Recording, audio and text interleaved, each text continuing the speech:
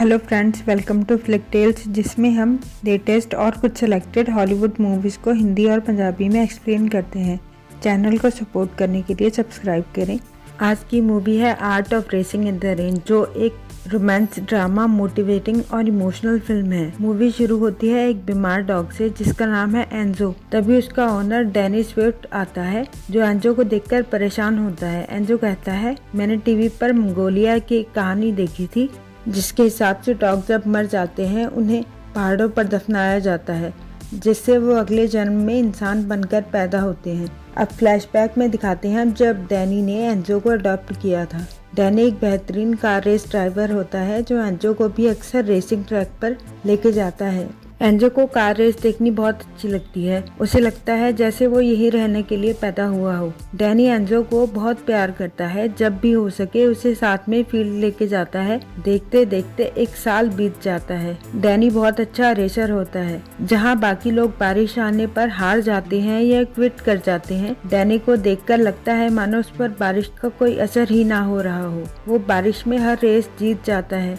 Enzo कहता है, मैंने डैनी से बहुत कुछ सीखा है। वक्त गुजरता है और एंट्री होती है ईव नाम की एक लड़की की। एंजो उसे ज़्यादा पसंद नहीं करता। वो कहता है उसे कार रेसिंग के बारे में भी कुछ नहीं पता। पर डैनी और ईव एक दूसरे को पसंद करते हैं और उन दोनों की शादी हो जाती है। ईव के पिता मैक्सवेल उसकी मॉम ट्रिश से डैनी के बारे में कुछ बुरा बोलते हैं। एंजो सब सुन रहा होता है। एंजो कहता है, लोग मेरे सामने कुछ भी बात कर लेते हैं, मानो मुझे कुछ समझ ही नहीं आता हो। कुछ वक्त में ईव प्रेग्नेंट हो जाती है। अब रेसिंग प्रैक्टिस और टीचिंग के चलते डैनी अक्सर घर के बाहर रहता है, जिस वजह से एंजो ईव के साथ वक्त बिताता है। उन दोनों की एक अलग तरीके की बॉन्डिंग बन जाती है। अब क्रिसमस नाइट पर डैनी को एक कार रेसिंग के लिए बढ़िया ऑफर मिलता है।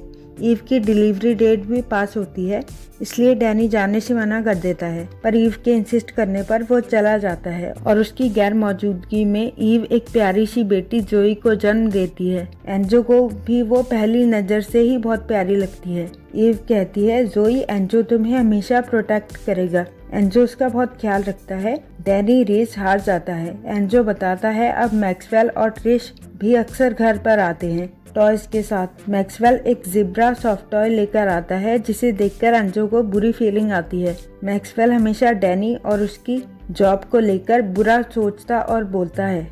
देखते देखते खुशी खुशी वक्त गुजर जाता है। एंजो खुद को जोई का बड़ा भाई समझता है। अब जोई 7 साल की हो जाती है। अब डैनी अक्सर रेस हारने लगता है। उधर ईव के हेडेक रहने लगता है। डैनी बताता है, मुझे एपेक्स से ऑफर आया है, पर वो श्योर नहीं होता कि वो जाए या नहीं। वो कहता है, मैं फॉर्मूला 1 ड्राइवर बनना चाहता था, पर मुझे लगता है मैं कुछ नहीं कर पा रहा। ईव उसे समझाती है। अब ईव अक्सर दवा खाती है। एंजो कहता है, ईव के कान से कुछ अजीब स्मेल आती है, जैसे कुछ गल रहा हो। एंजो कहता है, मुझे अफसोस है, मैं उन्हें कुछ समझा नहीं सकता कि ईव अंदर से बीमार है, क्योंकि मैं बोल नहीं सकता। अब एक बार ईव डैनी से पूछती है, तुम रेन में भी कैसे रेस कर लेते हो? डैनी कहता है, मेरी कार रेन से स्किड करे यानी फिसले, उससे पहले ही मैं खुद ही उसे स्किड करवा देता हूँ। फिर वो मेरे कंट्रोल में रहती है। अब ईव कहती है, एपेक्स वालों को हाँ बोल दो और वादा करो तुम कभी गिव अप नहीं करोगे,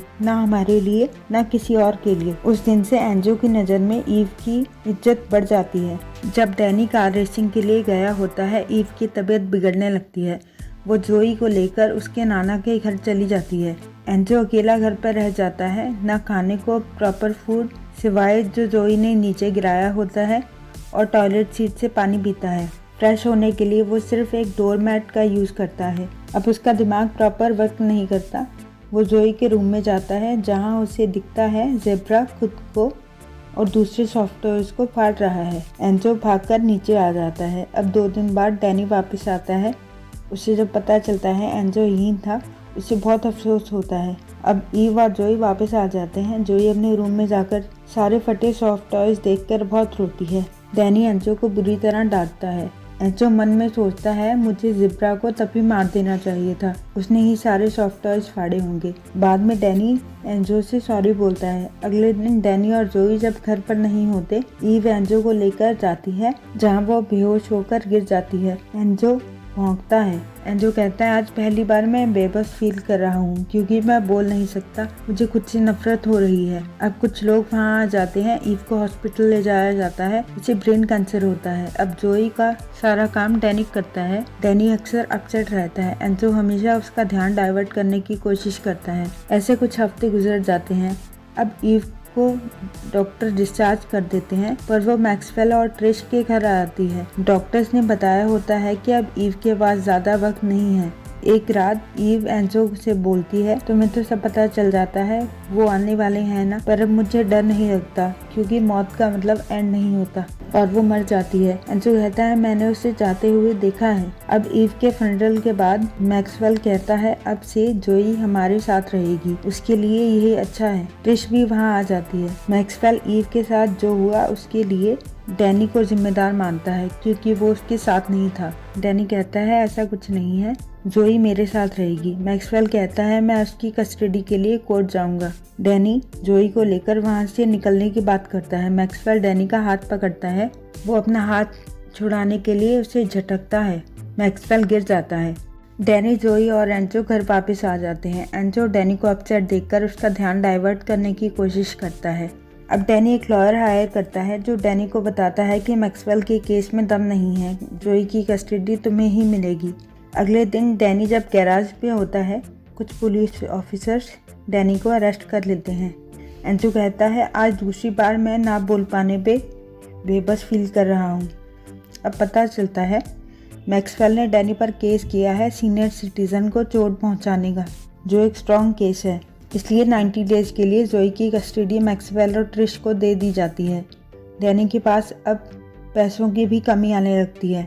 अब एक दिन इटली से लूका नाम का इंसान आता है जो डैनी को एक जॉब ऑफर करता है फरारी कंपनी की न्यू कार्स को टेस्ट ड्राइव करने के लिए, पर कोर्ट केस की वजह से डैनी इटली नहीं जा सकता, इसलिए वो मना कर देता है। अब जोई के कहने पर एंजो मैक्सवेल के घर जाता है जहां वो मैक्सवेल और ट्रिश को बात करते सुनता है। असल में ट्रिश ने सामने से नहीं देखा होता जब मैक्सवेल को धक्का लगा था। मैक्सवेल कहता है तुम बस कोर्ट में ये कहना डैनी ने मुझे जानबूझकर चोट पहुंचाई, हम ये सब जोई के फ्यूचर के लिए कर रहे हैं। अब एंजो जानबूझकर मैक्सवेल से पेपर मांगकर खा लेता है। उसे पता होता है ये उसके पेट के लिए अच्छा नहीं है। फिर कुछ देर बाद वो जानबूझकर मैट पर ही पॉटी कर देता है। एंजो को वापस भेज देते हैं। देखते देखते जोई के 90 डेज पूरे हो जाते हैं। वो एक दिन के लिए घर आती है। अब डैनी के लॉयर्स बताते हैं कि अगर तुम कोर्ट के बाहर सेटलमेंट करना चाहो, जोई की कस्टडी उन्हें दे दो, वो तुम पर लगाए सारे चार्जेस वापस ले लेंगे। ये सब सोचते हुए डैनी एंजो के साथ रनिंग करने जाता है, पर एक जगह रोड क्रॉस करते वक्त एंजो कार से टकरा जाता है। वो बच जाता है पर कुछ इंजरीज होती हैं। एंजो कहता है कि शायद मेरी लाइफ का एम अभी पूरा नहीं हुआ, इसीलिए मैं बच गया। डैनी के पास बहुत कम पैसे रह जाते हैं। वो हॉस्पिटल में बेड के बिल भी नहीं भर पाता। वो अपने लॉयर की फीस भी नहीं दे पा रहा होता। दवा के असर से एंजो कुछ वक्त नींद में रहता है। जब वो जागता है वो देखता है डैनी उन पेपर्स पर साइन करने वाला होता है जिसके बाद जोई की कस्टडी मैक्सवेल को मिल जाएगी। एंजो देखता है पेन में उसे ज़ीब्रा दिखता है, मतलब कुछ बुरा होने का एहसास। एंजो कहता है मैं इस बार तुम्हें कुछ बुरा नहीं करने दूंगा ज़ीब्रा। एंजो वो पेपर्स ले जाकर फाड़ देता है। डैनी भी समझ जाता है और कहता है अब फैसला कोर्ट में होगा। अब कोर्ट में ट्रिश झूठ नहीं बोल पाती, वो सब सच बता देती है। डैनी केस जीत जाता है, सब नॉर्मल हो जाता है। अब डैनी लूका को इटली कॉल करता है। फरारी में जॉब अभी भी अवेलेबल होती है। डैनी कहता है हम 3 लोग आएंगे, मैं, मेरी बेटी और मेरा डॉग एंजो। पर कुछ दिन बाद एंजो बीमार हो जाता है और वही स्टार्टिंग का सीन दिखाते हैं। अब डैनी एंजो के लिए एक कार अवेलेबल करवाता है और उसे राइड पर लेकर जाता है। एंजो अपनी लाइफ से सेटिस्फाइड होता है। वो हमेशा डैनी और जोई के साथ रहना चाहता है, पर वो कहता है हमें हर चीज़ नहीं मिलती और एक अच्छा ड्राइवर सिर्फ आज पर फोकस करता है। अब 8 साल बाद दिखाते हैं इटली में। जोई भी अब बड़ी हो गई है। डैनी का एक फ़ैन उनसे मिलने आता है जिसके बेटे का नाम एंजो होता है। डैनी कहता है मेरे भी एक पुराने दोस्त का नाम एंजो था और मूवी ख़त्म हो जाती है। वीडियो पसंद आई हो तो लाइक करें। वीडियो को एंड तक देखने के लिए थैंक यू।